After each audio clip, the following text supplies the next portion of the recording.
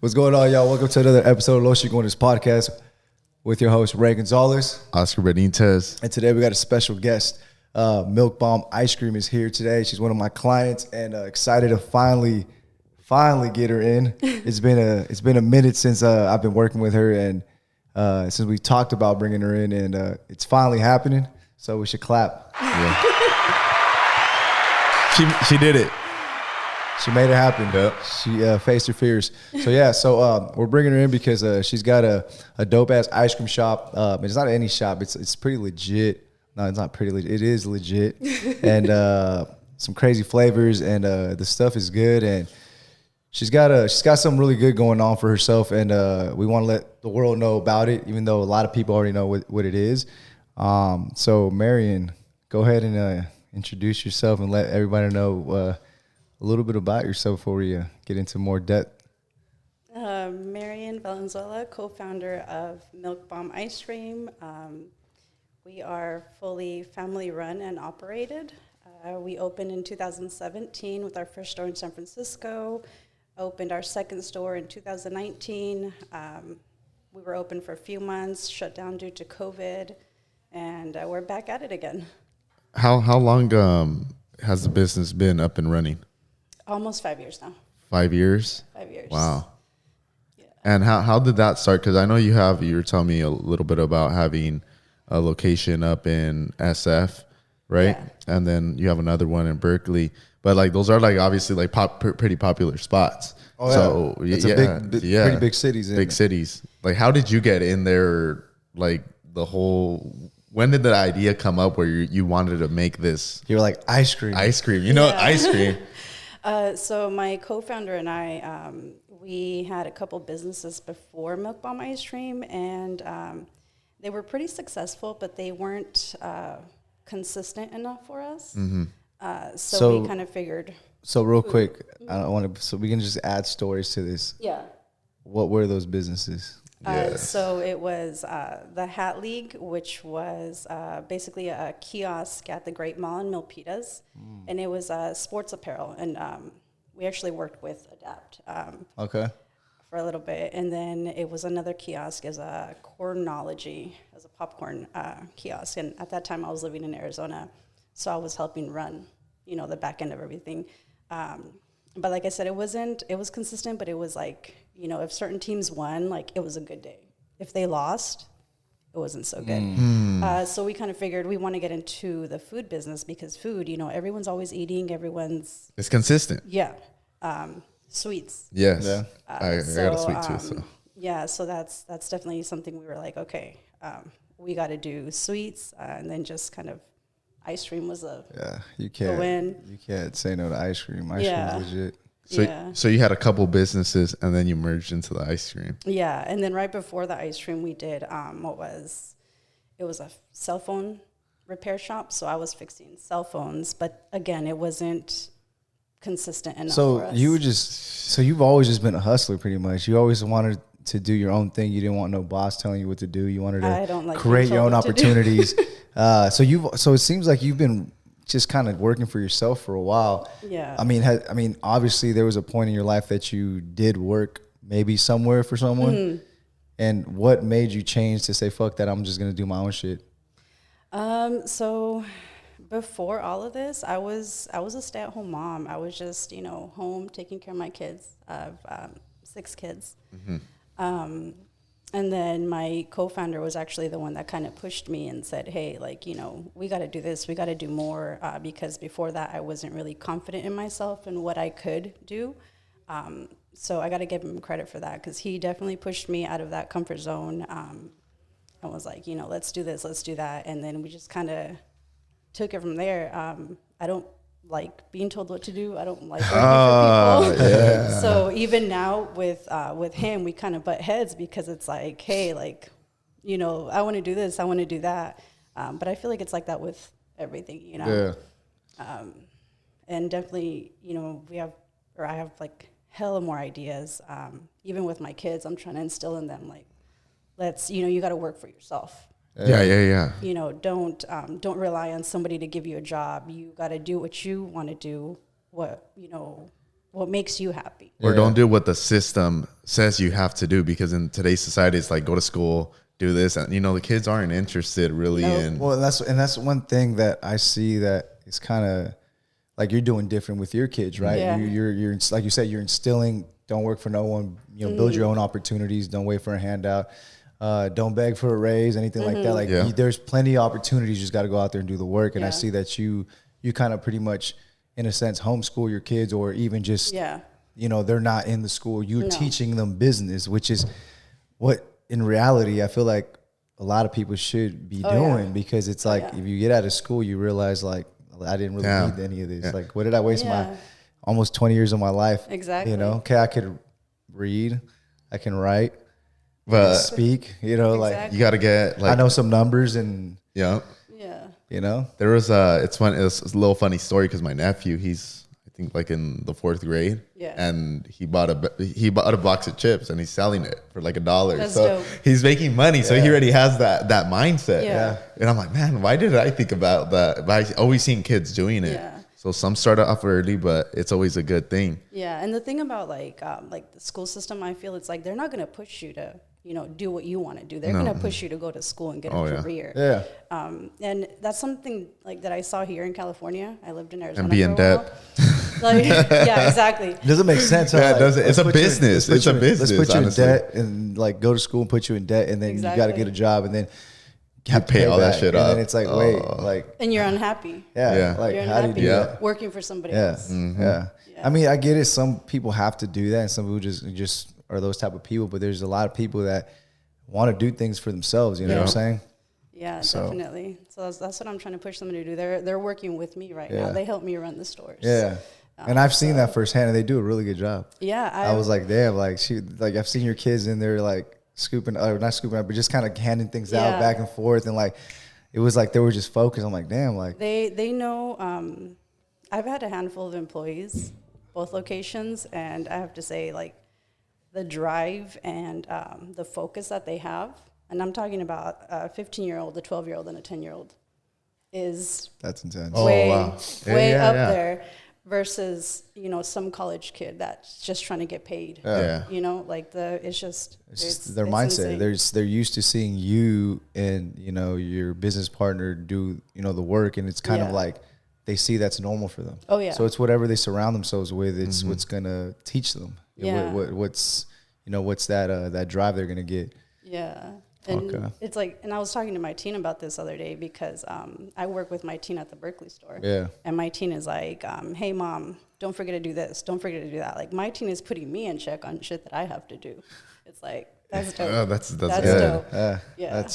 That's actually really good. It's going to be your manager. When you opened up the Berkeley one first, or San Francisco? San Francisco was first in 2017. And that actually took a few years. And why San Francisco? Where was the? Yeah. Because where were you guys living at that point? We were living in Lathrop, California. And so you said from Lathrop, so you said, let me go to San Francisco. Yeah, because it's like, if you open up in San Francisco, like you can pretty much, if you can make it there, make it work with like all the issues and everything, you can fucking make it anywhere. You know, it's the hassle of, I'm sure like, of going through landlords and all this stuff. Don't talk about landlords. Don't talk about that. I know. Please.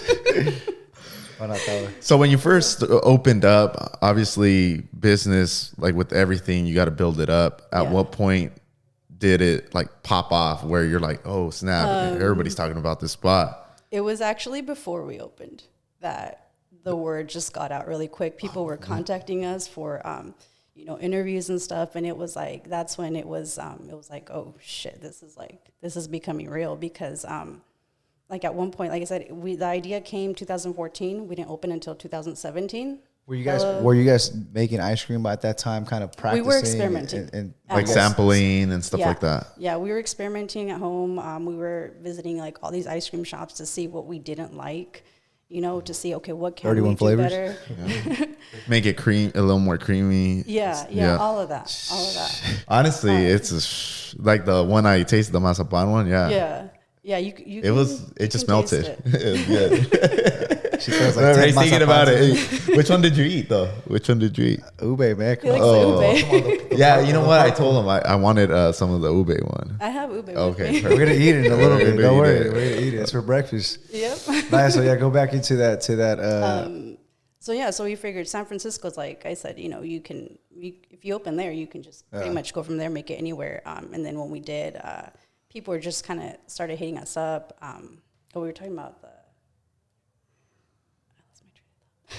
It's okay. No worries. We were talking about San Francisco. Yeah, San Francisco. But then you went into Oscar's question. Yeah, how it popped off. Yeah, and that's right. Yeah, it was just Milk really Bomb though, before you we think opened. about Milk Bomb and it's like, let's see Yeah. some. It's Yeah, a how catchy name. did that name Yeah. come about? Because I mean, it is catchy, like Milk Bomb. Obviously, ice cream is made with. Honestly, we were just texting one day. I think at that point I was in Arizona still, and my co-founder and I were just kind of just messing around with names. We went from like ice cream experiment to like ice spot, like so many.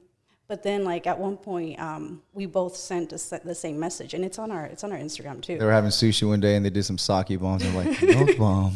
It was a typo, Milk Bomb. So we both sent the same, like we were just throwing ideas at each other through text. And then he texted me Milk Bomb at the same time I texted Milk Bomb, and we're like, oh shit, that's it.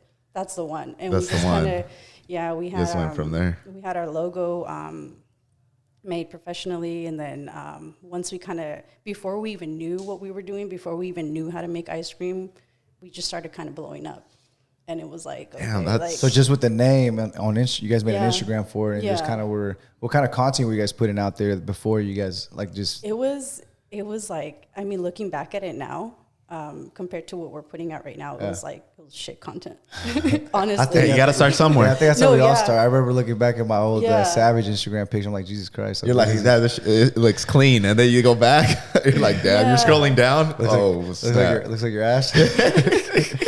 No, yeah, it was like, I mean, I was practicing. I was making ice cream. I was with my parents at that time, and I was in my mom's kitchen. My mom's like, why are you up so late? What are you doing? I'm over here experimenting with ice cream. I didn't know anything about ice cream. I'm on YouTube looking up fucking recipes. But that's where it's all at now, like YouTube. Yeah. Like you yeah. can learn so much off YouTube. It's crazy. Yeah. Oh yeah, you don't need school. All you need is Yeah, YouTube. YouTube. So how was your first time, or how was it when you first made that first ice cream batch? Okay, I thought it was good.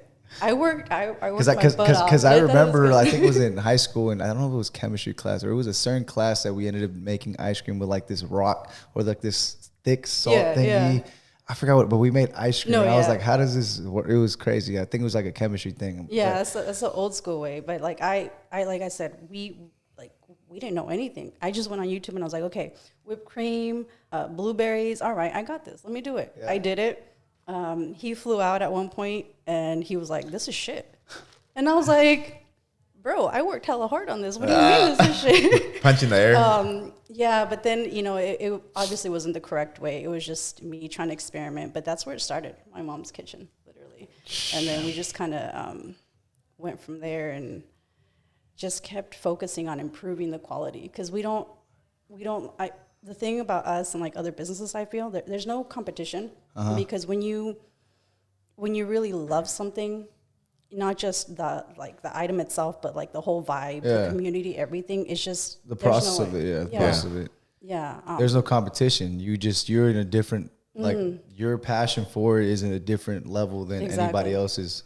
So there's you can't compete with that. Yeah, exactly. Like sometimes we'll churn something and it's like, oh, something is off. You don't know what it is, but something is off, and that tub goes in the trash. I was upset that moment. Let me redo it while I'm happy. No, yeah, exactly. How many flavors do you currently have? Let's 30, start over instead that. of 31, she 100? has 32 flavors. There's hella. Yeah. I don't even know. Like, I can't even give you a number, but So how do you guys even come up with like a flavor and like what can you what like if you went home and said, what can we do today to switch things up and say, So I'm gonna do this flavor, Like a crazy flavor, right? because it all Yeah. starts with a certain base, right? yeah, And then we it have just base. throws something in there that's gonna you give. do mixtures. You do.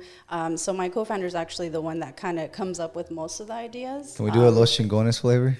Hell yeah. Yeah. Let me look. Hell yeah. Look, is Let me see. How do you taste it? Have a little piece of you in there.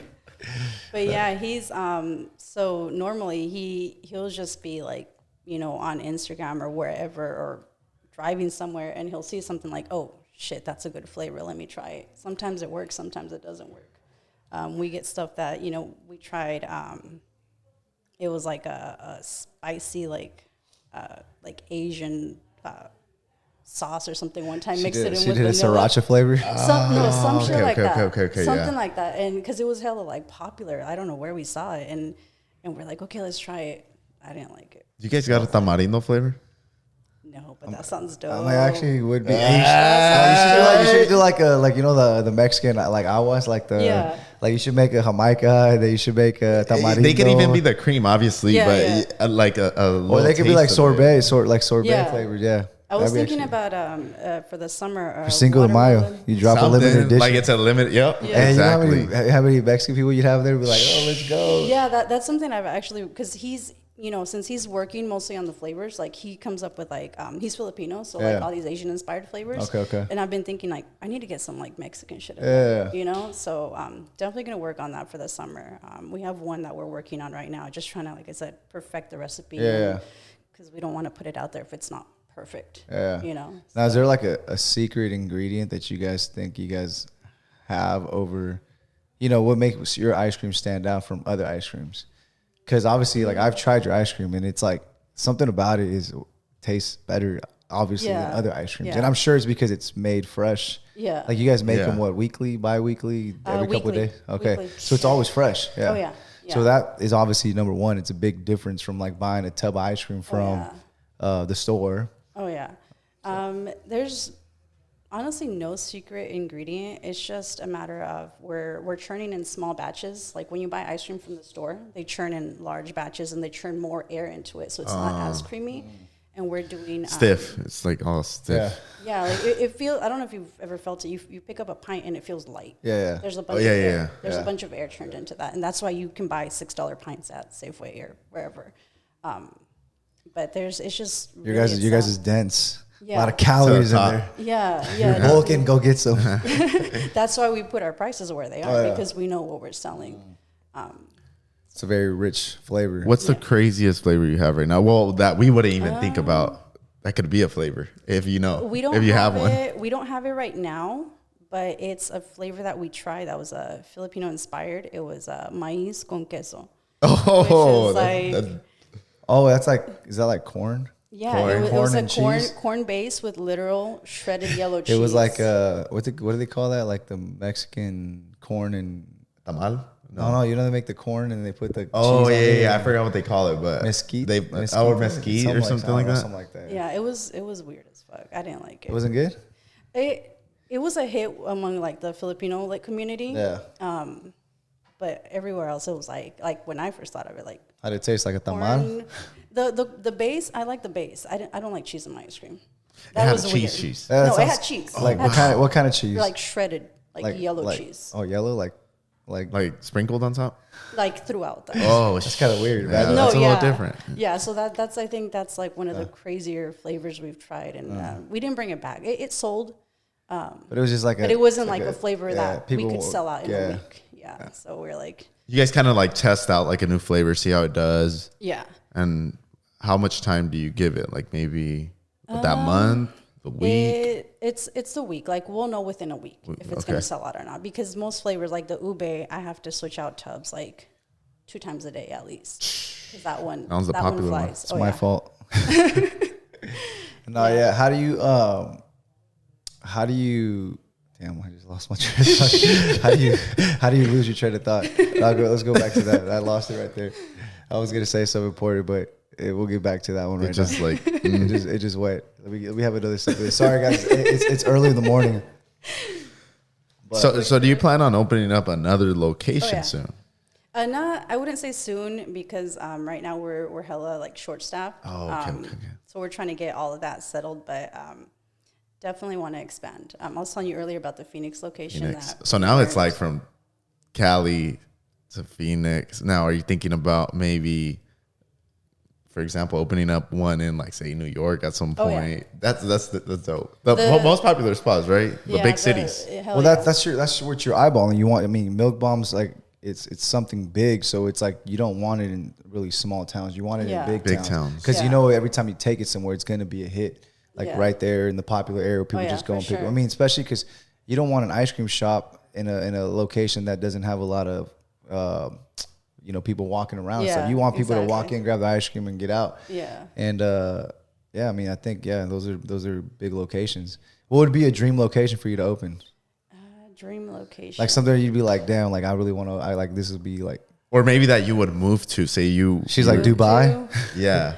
Honestly, it could be anywhere. It could be anywhere. No, yeah, we want to be everywhere. Like literally everywhere. We were looking at like places in the Philippines as well. Wow. But literally, just like Manila, everywhere. Yeah. There's no limit. You got to do it. It's just a matter of time. That's what I think. It's just a matter of time. But that's the good thing because you're always, even though you got to this point, like you still have goals to expand, continue. You know. Yeah. That you're not stopping. No. Now, how do you plan that? Because obviously, it takes a lot of manpower, and it could potentially take, more business partners to want to, feel comfortable doing that. Because then you want some other people that are invested into the business as well. Yeah. How are you planning? Would you be open to like partnerships if people would reach out to you, or does it have to be a certain person, or do you want to do everything yourself? From what I've learned from experience, we've had partners before in the other businesses, and then even here through Milkbomb. But it's like the way I see it and the way it's played out, nobody is going to care more about it than you. Yeah. And I'm not. This is my baby. I'm not going to just let anybody give it to anybody. Yeah. Oh no. Yeah. So and we've had so many people reach out with like, hey. Yeah. Let me give you this. Let me start. Yeah. And it's like, it's taken so much to build, like so much that I can't just give it away to somebody and say, hey, open a location here. But see, that's what makes it hard, because like sometimes it's hard for people like us that are so invested into our business because we grew it from the bottom up to give that trust for some other people to work there and then leave that one and go open another one. And then trust the people to do their job in that location. So that's the hard thing. You got to kind of, you're trying to figure out, I want to open plenty of them, in big spots, but how do I leave the one in Berkeley for 3-4 months because I got to go start the other one because I need to be there, because I'm not going to have a business partner whatsoever. It's going to be me hiring people because they know the name. But I got to have 5, 6, 7, 8 employees in this one that I got to trust to open, close, do this, do that, do the churning, whatever it may be. Yeah. How are you planning to get to that level? Because that's the only way, unless you clone yourself. Have you figured out a way to clone yourself? Because I'm trying to figure that out. I think they already do that. We've been talking about that. We've been talking about that. But it's going to take too long. I'll be a baby. I have to wait 20 years, 25 years. 25 years. Is there reborn. Expedite the process, or just go clone myself into like a 30-year-old me already? Yeah. I think you could, honestly. I think that's kind of like where we're stuck right now, because there's opportunities. There's hella opportunities on the table. It's just a matter of just fully staffing the stores and having just a good team. Like before COVID, we were building up our team. We had a really good team. These people really, really cared about the store. They cared about us, and it was all good, but it's like right now that's where I'm stuck. I'm trying to hire, I'm trying to, screen people out. I don't want somebody there that's just there for a job, because if you're working for me, I'm going to treat you like family. Yeah. Like you're not just an employee, for sure. So that's, I guess it's just kind of getting that down, like getting a good, team built up again, and then kind of moving from there. Because when we signed the Berkeley store, a couple months later, we signed the Phoenix store. Yeah. We didn't have anybody. We were like, okay, let's just do it. We'll figure it out along the way. And that kind of fucked us up, especially with COVID. Yeah, because it's like, okay, we have to be there doing this and that. So I don't know. Like right now, I'm just thinking, okay, my teen is 15 years old. So Hella you're saying you took the approach of like you had no other staff at the store while you try to get the Phoenix store. Yeah, it was just me. So you were just hoping like, Dad, I want to get it, and then what we'll do is like you said, you'll figure it out. Or we'll have like 3 people by this time around, but it just never ended up working out that way. No, I mean, COVID happened, and then we ended up shutting down, and for a while, and just kind of went from there. So that's kind of where we're at right now. So the approach now, obviously, before you would sign up for another store, it would be making sure that you have the staff already prepared and ready to go, that you can trust and let go. Yeah. So then you can go to these new locations, and you know that it will blow up once you're there. Yeah. Because then it's going to be you being there and putting that effort, and then starting hire, and then get it going, start making the income, and then boom, same thing on a different location. Yeah, just move on, keep it moving. So that's kind of the goal, and hopefully we can figure it out. You got to get the trial and error. You got to you got to get that staff. I got to get these kids to grow up, Esther, so I can have them. Your kids. Well, but see, that's the thing. You can get your kids, and then once they're they can run that store or whatever. But then when you move to the next location, what are you gonna do there? Yeah. You're gonna have more kids. Hey, more kids, because I trust you. So you're gonna, and then you just got to build that staff. Like I said, that's always the hardest thing is getting trustworthy people that care about your business. And that's why sometimes I feel like, I've had conversations with certain business owners, and they say sometimes having a business partner is a pro because of the fact that now they're invested as much as you in a sense. You know what I'm saying? Yeah. Financially, and obviously they're obligated because it's part of they're going to get their return regardless, if they're putting the effort, where there is employees like, well, I just get paid this, so I don't care. You know what I'm saying? The only thing about business partners I feel like is they're willing to like throw money at you, but they're not willing to do the work. Yeah, some people, yes, and that's the thing, you got to be careful with that. Some people just got some money and they just want to flip it. Yeah. And it's like, here's my money, I want to make more money. Yeah, that's not how it works. And it's like, nah, you need to, okay, you had money or not, it doesn't matter. It's just the fact that like, okay, you were invested into this business. You actually got to trust the process. You actually you want to do the work. You want to go in there and you got to run the store. You got to mop the floor. You got to wash the dishes. You can't just be like, here's my money, grow my money. Like, nah, like I don't need that. At that point, I'd rather not. Exactly. Not gonna make you money. Like I'd rather you work with me, learn that, so then we can, you understand. Yeah, exactly. And you can be a better business partner, because when someone understands the in and outs and they've actually done the dirty work, then they appreciate it a little bit more. They're like, okay, like, and then they can help other employees develop. Yeah. And it's not just like, here's my money. So you're right. Would you ever like sell, like obviously there's going to be like, say if you get it popping to that point, right? Yeah. So in different states, like say New York, wherever, right? Yeah. Would you ever consider selling like, I don't know, maybe small buckets of ice creams, like in areas that don't, obviously there's no stores nearby? Or are you gonna just keep it all? Or you're talking about like having it like a Save Mart or like Rayleigh's, Costco or something like. I mean, that'd be big. Imagine getting a contract with one of those big ass stores. Yeah. So we were actually talking to a store in Berkeley. Not sure if you guys have heard of them, Berkeley Bowl. We were trying to get our pints in there. We were talking to the sales manager and everything. Again, this was during COVID, so we weren't able to push it just because we didn't have the manpower to do it. But the offer was there.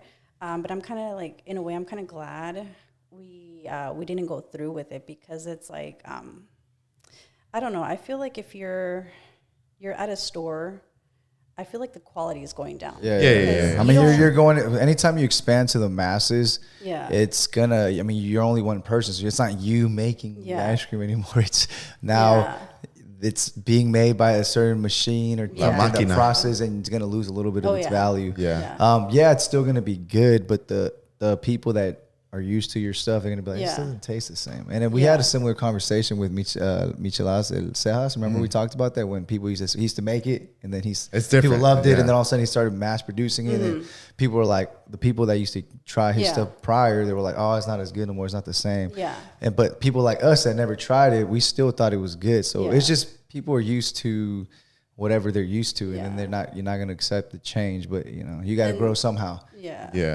And that's, I don't know, I feel like that's something I'm not willing to give up, like just the quality. I'd rather have stay a little bit smaller and keep it legit at the store than to sell. But it's a good thing, because it's like one of those, I'm sure you've heard of like restaurants or whatever that you've been wanting to eat at, or even like ice cream spots like that, and you're like, well, I want to go there. Yeah. I want to go taste it. Let's take a So trip. it's exciting down to there. go there to that town. Yeah. Yeah. So yeah, Yeah. like the Rock's French toast. I saw it. He's always posting, and then they finally opened some kind of location where they sell it. So I'm like, Yeah. oh, it's in Beverly Hills or something like that. So I'm like, Yeah. oh, I want to go and try it. Yeah. And so it's just, I get it. It's like a spot that you want to go so you can go explore. Destination. And it's a destination and a point that they stop by. Yeah. It's like a landmark for them. Yeah. They'll take their picture, put it on Instagram, and then, Exactly. And then they also like deal with our like customer service, because like that's something I'm hella proud of, because you go into all these other ice cream shops and like we've been to so many, and like people really don't give a shit. Like you'll walk in and like they won't even acknowledge you. yeah. You walk into one of our stores, Yeah. like you're fucking VIP. oh yeah, that's important. You're You like, hey, know? how's it going? It's like the So, blah, blah, blah, representation, yeah. customer service, obviously keeping the spot clean. Because, you know, I've been Yeah. to Oh, yeah. some ice cream shops and it's just Oh like, yeah. it, they might be good. It's just a shitty spot. Yeah. Yeah. Now you guys have stuff like really nice, like the white and red. It's I mean it's legit. It's like it's super clean and simple. Now let's go talk about, like, obviously we're talking about flavors and things like that. Now how did you come up with the creativity of the presentation of the ice creams? Because you guys got some cool ass looking ice cream like the whole setup. sandwiches. Yeah, like the sandwiches and then Yeah. the whole like marshmallow thing. So And yeah, how did that come about, and how did you guys come up with that like creativity? I think that was just kind of like a trial and error, because when we first opened, like the very first day, our first SF store, like I said, looking back at the content, it's like, man, I can't believe we posted that. That looks like shit, you know? But like one of the things Ice cream that melting. we were, yeah. And we compared it to like, you know, other places that were doing something similar. It's like, oh, we don't want to do that because that looks messy. That looks sloppy. But our thing, and it's something that we were very kind of anal about too, like it has to look presentable. Like if somebody posts it on Instagram and it doesn't look right, like we're not going to repost it. It has to look presentable. Our scoops, we were known for like just round. Like I don't know if you've seen our Instagram. If you kind of scroll, round, perfect. Everything's like just really presentable. It's like Nothing a perfect messy. little scoop. Yeah, so people would be like, "How do you get the scoop so perfect?" Do you have a special scooper? They're just regular scoopers. Is there a way to turn and pull? Like, is there like do you teach your people like that work there, like this is how you got to scoop it out so it's a perfect ball? we try, but it's like it's kind of hard. You have to just kind of get your own technique. Very like top scooping person, Mike for sure, my co-founder. Yeah, he can. Whenever we do foodie collaborations or anything like that, like I always have him do everything because that guy can scoop. It's ridiculous. That's Like what a the perfect- cuchara. That's what the cuchara like Like, this. shout out to Mike the scooper. That's what's up. So Yeah. so going back to that, how did you come up with, because the ice cream sandwich is popular, right? Yeah. Okay, how did that come about? So it was kind of something that he came up with. And why is it so good? Like, how did it come? Like, how is it so warm and cold at the same time? That's I've been dying to have one, but I'm like try not to. But so his mom used to give him something similar, like growing up, which was a pan de sal, which is something that we just started doing. Actually, we were just doing donuts before, with like ice cream or filling or anything. Oh, okay, and okay. then we just kind of wanted to do. Everyone's doing cookies, you know. Yeah. Everyone's doing cookies. So we're like, we got to do something different. Yeah, and then we just started Donuts are experimenting better. with that. Yeah, but like I said, presentation at first, we tried it even before we opened up. Tried doing it at home, and it was just like, it looked horrible. Wait, We what have kind of a bread do you use, or what? It's a donut. It's a cookie. Donut. No donut. Oh, a donut. Oh, okay, yeah. Yeah. That's So smack. we have a few different types of donuts. We do the ube pan de sal, which is, I feel like it's kind of like a sort of like bolillo type of thing, but it's like very popular. It's a hit. I didn't think it was gonna be a hit, but it's a hit. We tried conchas at one point. We did a pop up with those. Conchas. Cinco de Mayo. Yeah.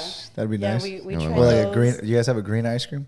A red, green, red, and white. the Imagine like that mint. with the concha. Yeah, it'll sell for sure. Cinco de Mayo. Yeah. Might have to do it again. But we did that like early on when we opened the conchas. And then we tried, let's see, we tried like Rice Krispies at one point just to kind of put it on the menu to bring people in, but it was like we want to stick to just one thing. Yeah. You know, we didn't want to, because there's like all these other places that have like this and this and that. Too much. Too much. You want to be like In and Out, just simple and it's Simple. consistent and it's good and it always Yeah. looks the same. It's never anything different. Every time you go to In and Out, you get the same thing. It tastes always the same. And it's like you only have like two options of anything, you know? Yeah. Piss you so off. we stuck with the That's crazy, huh? Bacon on it. No, yeah, that's Do you have a bacon flavor? imagine. Hey, We- bacon we bits. have- Hey, no. maple and bacon. Something. we Like had syrup? bacon topping at one point, but it wasn't a hit, so we took it off the menu. But it was like a bacon like brittle type. Because you know that bacon's always like there's Well, like the always maple something bacon donut type of thing. Like, Yeah. that'd be kinda cool. Oh yeah. that's there's a flavor that we've been trying to experiment with, but we just haven't. There's just a long list. of There's like flavors that we wanna endless do. flavors, Oh, or yeah. you could combine flavors. You know, Yeah. that's another thing. You run out Yeah. of some certain flavors, you could combine a flavor. Yeah, but it's like there's only two of us right now doing all of that, so it's like it's hard to put everything out there. Yeah. So if All the you time. if you had to pick a flavor right now, like make a new flavor for Milkbomb, what you do? I know it has to be something with coffee though. It can't even be coffee because they already have a coffee flavor. Oh, We you have a gotta few come. coffee flavors. Oh, you guys okay. have the Vietnamese coffee one. We right? have that one's that's, good. Yeah. That's a top seller. Vietnamese coffee. We have mint mojito. We have cold brew Mint coffee. mojito. Yeah. Wow. So that was an inspiration from Phil's Coffee. Before we even Oh, opened. okay. We were. Oh, it's like a coffee-ish flavor, the mint mojito one. Yeah. Okay. Yeah. Have you had their? Yeah, mint I've mojito? had a mint mojito before. Yeah. So I was in contact with their sales rep, and we were trying to do a mint mojito flavor collaboration with them. And this was back before we even opened, and we were were like, we were "Hey." already Or you like just already yeah reaching out. yeah. So we finally did that. But we do have a few coffee flavors. But like anything that just like we'll be in store sometimes and it's like, oh, let's try. We have this on hand. We have this. Let's try this. Let's mix it up and see what happens. What would you do, Oscar? What kind of flavor? Abuelita chocolate. Yeah. We've thought about that one too. Actually, Yeah. that's Not Yeah. bad. at the top of my head, I can't even think of a flavor that I want to make. I just always think ube when I think ice cream. I'm always Yeah. looking for ube. It's Yeah, just so ube's good. a hit. It's just so Over good. there. Yeah, I have people that come in and they don't know what ube is, and they're like, "I'll take the purple." A lot of people don't know what ube is, and I Yeah. tell them once like ube, and they're like, "What is that?" It's a purple ice cream. Just get it. Yeah, know, that's what people say. I want the purple one. Yeah. Like, do you even know what the purple one is? No, but I want the purple one. That's what I told him yesterday. It's good. Yeah. It's good. I want the purple one. So I have the purple one.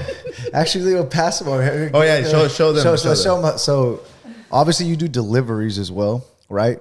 Because obviously, when COVID happened, you guys were closed down at the store, or Yeah. obviously forced to close in a sense. Yeah. And obviously, your business had to keep running. So you guys started a delivery process, which you Yeah. guys are keeping Yeah, going, or you're keeping it going consistently even after everything's open, yeah. because it actually was something good for you guys. Oh yeah, it was something bad that turned into something really good. It's crazy how that just- happens, huh? Oh yeah. They didn't make you guys close down, right?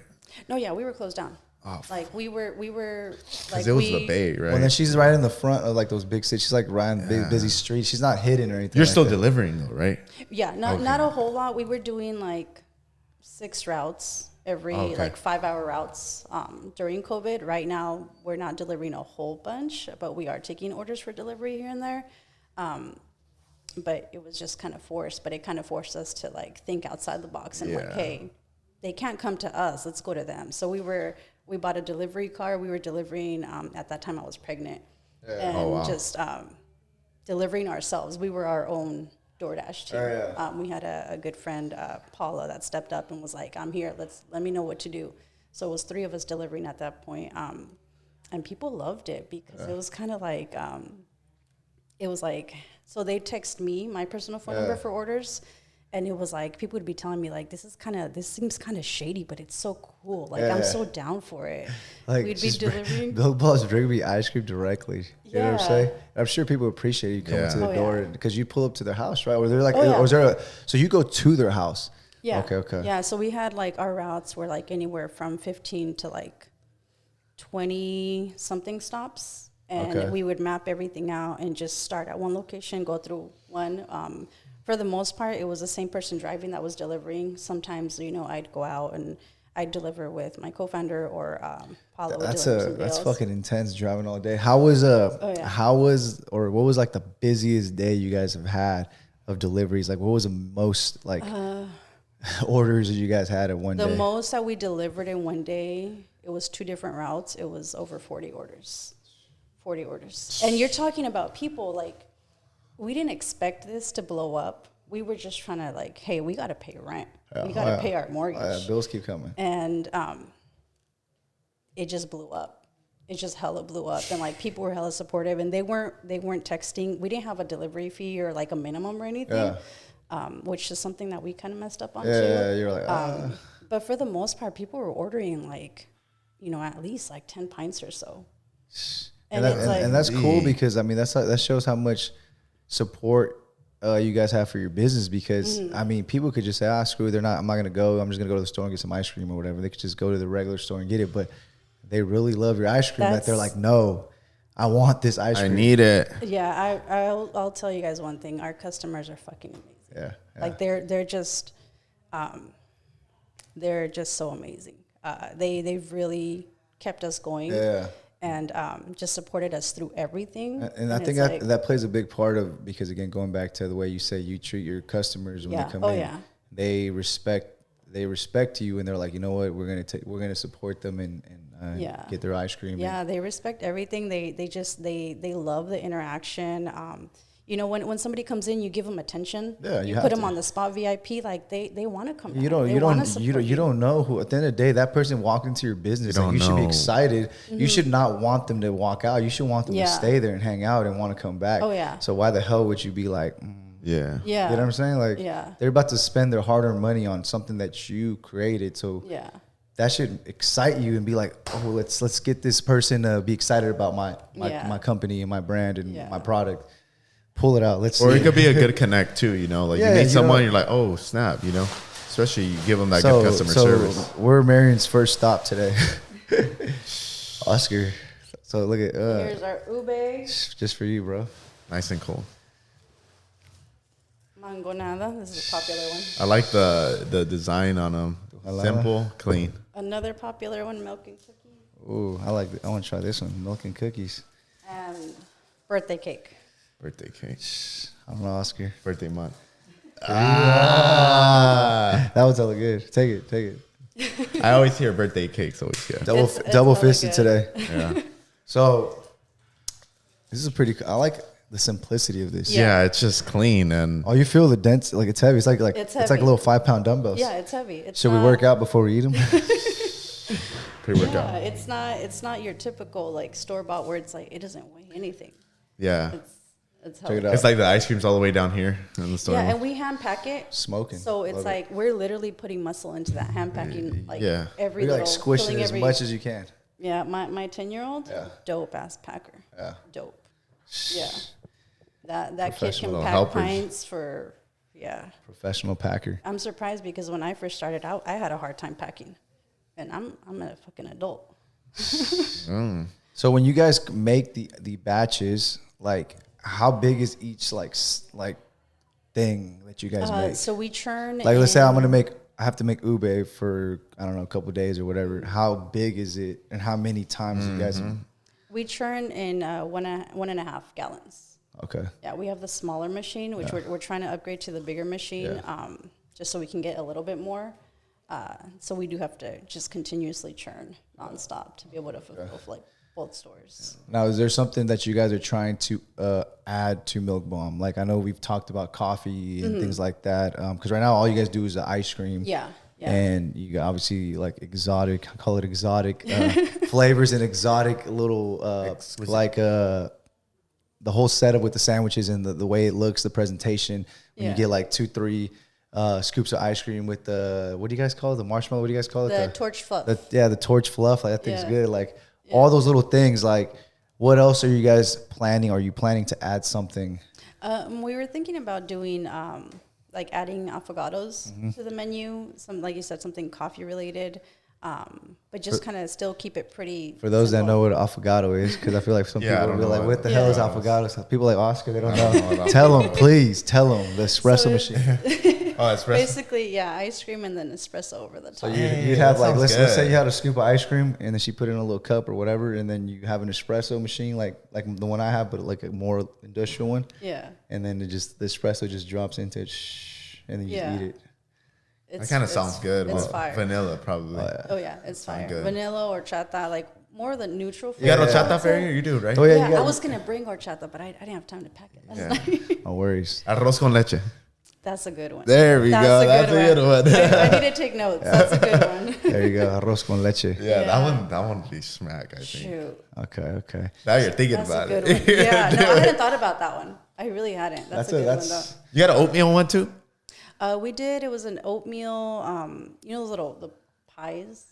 Okay. Oh, the Like oatmeal cream pies? Yeah, something like that. with, Avena, like or, caramel. Oatmeal cream pie. Not just regular oatmeal, but Yeah.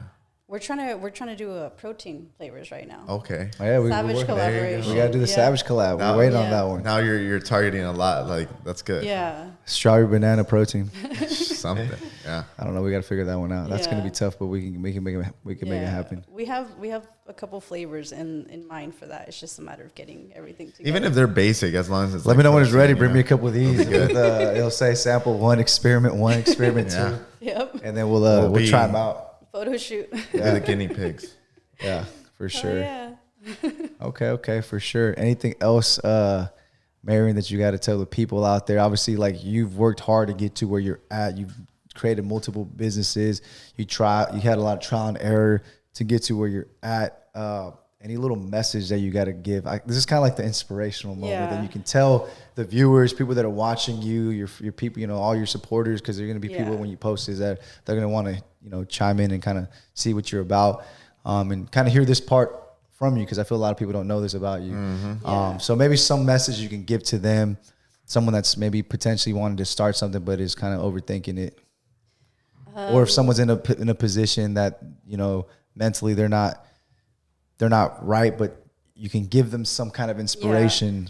For starters, definitely stop overthinking and just fucking do it, because time is gonna pass anyways, and as long as you're working at it, you're chipping away a little bit by at a time, you'll get there. Second of all, I think you really, really have to love what you're working on, because when shit gets tough, and it's gonna get tough, that's gonna be the drive that kind of pushes you to keep going. Because if you don't love it, you might as well go work for somebody else, because it's like you're coming every day to work and you don't love it, you hate it. You're not gonna be happy. So you really, really, really have to love what you do. It's not, for me, it's not just about like money, obviously, to be able to have freedom, but it's not just about money. I really, obviously some days I don't want to be there. I'm sore from gym or whatever. Sorry. But It's like trying to scoop the ice cream. this guy kicks my ass at gym. But really looking forward to, I really look forward to seeing like all my customers, a lot of people come in and they're repeat customers and they just make my day.